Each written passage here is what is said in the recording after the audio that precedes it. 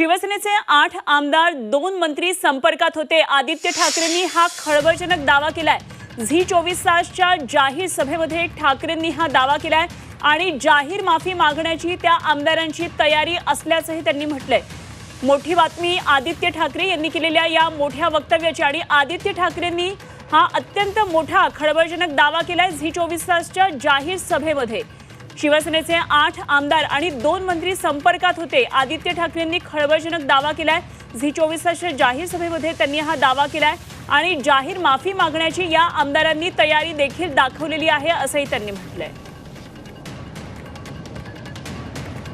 आदित्य ठाकरे यांनी झी 24 तासच्या जाहीर सभा या कार्यक्रमामध्ये हा मोठं वक्तव्य केलेलं आहे आणि शिवसेना जे आता सध्या शिंदेंबरोबर आमदार आहेत, मंत्री आहेत, अशा 8 जणांनी कशा प्रकारे संपर्क केला होता या संदर्भातलं मोठं खळबळजनक वक्तव्य केलेलं आहे। 8 आमदार आणि 2 मंत्री शिवसेना उद्धव बाळासाहेब ठाकरे पक्ष येण्यासाठी तयार होते असा दावा त्यांनी केला। काय म्हटले आदित्य ठाकरे पाहूया। लोकसभेनंतर अशा कुठल्या प्रकारचा ऑफर किंवा अशा कुठल्या प्रकारचा मेसेज किंवा सगळीकडून येतात हिंट बघा, होती? तुम्हाला सांगतो आता भाजपकडनं म्हणतो मी। भाजपकडनं अनेक निरोप आले, म्हणजे हे खोटं होतं, म्हणजे ते हुडी बिडी घालून आले, असले ऑफर आम्ही घेत नाही। मागच्या दारांनी कधी राजकारण करत नाही। मिंदी गटातून देखील 8 की 9 मोठे, त्याच्यातून 2 मंत्रीच होते, त्यांनी सांगितलं होतं की आम्हाला यायचं आहे, आम्ही जाहीरपणे माफी मागून येतो, बंड करून येतो, एवढे लोक घेऊन येतो। आम्ही हात जोडून सांगितलं बिलकुल नका येऊ, कारण ज्या कॅरेक्टरचे लोक तिथे आता आम्हाला दिसतात, टेबलावर चढून नाचणारे, ह्यांच्याबरोबर आम्ही बसलो हे आता आम्हाला लाज वाटायला लागली कॅरेक्टर यांचं दिसल्यानंतर, आणि आता आम्ही ह्यांच्याबरोबर बसू शकत नाही। आता तेव्हा आदित्य ठाकरेंनी हा मोठा दावा केलेला आहे। 8 आमदार आणि 2 मंत्री शिवसेना उद्धव बाळासाहेब ठाकरे या पक्षामध्ये येण्यासाठी तयार होते असा दावा केला आदित्य ठाकरेंनी। भरत गोगावले आपल्याबरोबर सध्या जोडले गेले, जाणून घेऊया त्यांच्याकडून आणखी या संदर्भातली प्रतिक्रिया। भरतजी, आपण ऐकलं असेल आदित्य ठाकरेंनी हा दावा केलेला आहे आणि एकनाथ शिंदेसोबत असलेले हे आमदार आमच्याबरोबर येण्यासाठी उत्सुक होते, तयार होते असा खळबळजनक दावा केलाय। काय आपली प्रतिक्रिया आहे? हॅलो, हा बोला बोला। उत्सुक होते आहेत ना? आतापर्यंत अगदी 5 तारखेपर्यंत ते उत्सुक होते। हो बरोबर, 5 तारखेपर्यंत, आज 5 तारीख आहे, उद्या 6 तारीख आहे। 5 दिवसांपूर्वी 5 तारखेपर्यंत जर उत्सुक होते तर मग ते थांबले का? त्यांना काय घेतले नाही? अडचण आली? त्यांना घ्यायचं नाही असं त्यांचा मुद्दा आहे, पण संपर्कात होते महत्वाचं। वा रे वा, अरे घरी आलेली लक्ष्मी चालत कोण ठुकरेल का? आणि त्याच्यामुळे जे काय सांगतायत ते अत्यंत चुकीचं सांगतायत। लोकांमध्ये संभ्रम पसरवायचा आहे, कारण मागचे इलेक्शन संभ्रम पसरवून झालं, आता हातामध्ये धरायला काय नाही, त्याच्यामुळे हा संभ्रम कदाचित तयार करत असतील, तर ते चालणार नाही। या वेळेला जनतेने ठरवलेलं आहे आणि लाडक्या बहिणीने सगळ्यांनी ठरवलेलं आहे। भरतजी फक्त एक आठवण करून देते, वनगा तिकीट मिळालं नाही तेव्हा रडले आणि ते म्हणाले सुद्धा की उद्धव ठाकरे देव आहेत। ठीक आहे, आपल्यावर संजय शिरसाट पण आता, पण त्यांनाही विचारूया।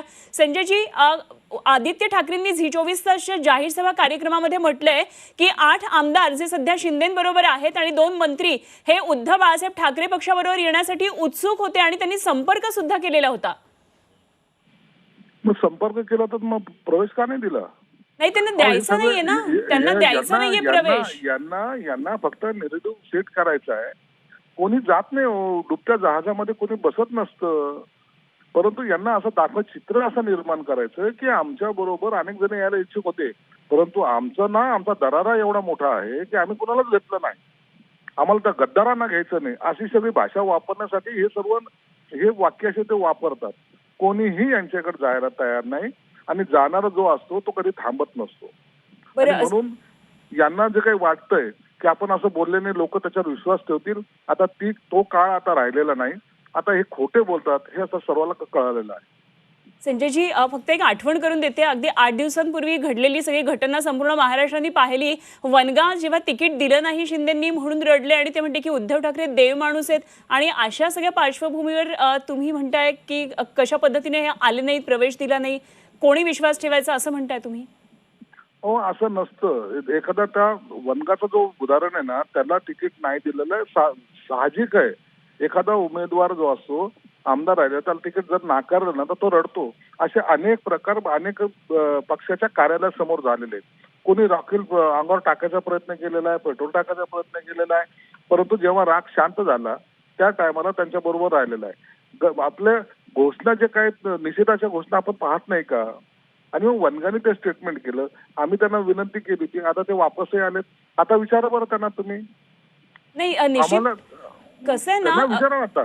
नाही तुम्ही बरोबर आहे, आम्ही निश्चित त्यांना हे विचारूच. माझं फक्त म्हणणं एवढंच आहे की रडणं वगैरे ठीक आहे, ते नाराजीतून आलेलं रडणं आहे, पण अशा वेळी उद्धव ठाकरेंना देव माणूस म्हणणं जे खरं तर त्यांना आम्ही जेव्हा पक्ष सोडला ना, म्हणजे आम्ही पक्ष सोडला म्हणजे उद्धव साहेबांना सोडलं ना, तेव्हा आम्ही पण रडलो होतो. आम्हाला बाळासाहेबांची आठवण झाली होती. आम्हाला बाळासाहेब असते तर असं घडलं नसतं म्हणून आम्ही पण रडलो होतो. याचा अर्थ काय घ्यायचा? बाळासाहेब हे बाळासाहेब होते, उद्धव साहेब हे उद्धव साहेब आहेत, आणि म्हणून अशा प्रसंगी माणसाला त्या गोष्टीची आठवण येते ज्या टायमाला त्याला असं वाटतं की मला सांभाळलं होतं. आता उद्धव साहेबांनी त्यांना पहिल्यांदा तिकीट दिलं होतं, परंतु त्यांना निवडून शिंदे साहेबांनी आणलं होतं.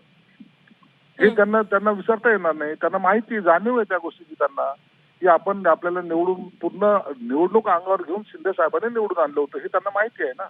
अगदी संजय शिरसाटजी, खरं तर आता जी झी 24 तासची जाहीर सभा कार्यक्रम झाला त्यामध्ये आदित्य ठाकरेंनी हा मोठा जो दावा केलाय की 8 आमदार आणि 2 मंत्री आमच्या संपर्कात होते, की ठीक आहे त्यांना प्रवेश द्यायचा नाही असं ते म्हणाले होते. पण एक सत्य आपण थोडं नाकारूही शकत नाही की खरं तर मंत्रिमंडळाचा विस्तार होणं अपेक्षित होतं 2.5 वर्षामध्ये. अनेक आपल्यासारखे चांगले मंत्री होते की ज्यांना मंत्रीपद मिळालं नाही. भरत गोगावले सध्या आपल्याबरोबर आहेत, त्यांना सुद्धा मिळालं नाही. हेही आपण नाकारू शकत नाही ना. नाकारू शकत नाही, बरोबर आहे ना, ही वस्तुस्थिती आहे. ती नाराजीच आहे की नाराजगी असते. हे बघा, राजकारणामध्ये ऍडजस्टमेंट आता हे आमचे झाले नाहीत, पण भाजपचे झाले नाहीत ना, किंवा राष्ट्रवादीला आणखीन काही द्यायचे असेल त्यांचेही झाले नाहीत ना.